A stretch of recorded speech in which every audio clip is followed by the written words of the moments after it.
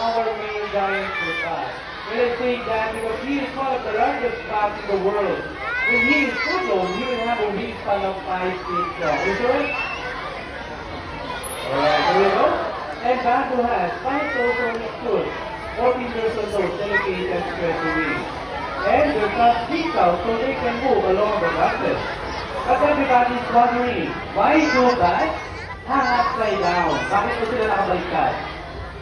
May idea ba kayo? Bakit sila nakabaliktad? For sleeping. Ano ba? Working out to help us? Okay, proceeding. But here's the couple of reasons. Everybody, I want you to try this. So try it. Look your head like this, your side. See how much energy it takes to do that. Now, I want you to relax. Stop it. Your hands open, right? Let the back foot work the opposite. When they are relaxed, their claws are closed.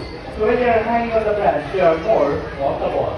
And the other reason is, their legs are so thin and so small. And that is not designed to walk or take up on the ground just like a bird.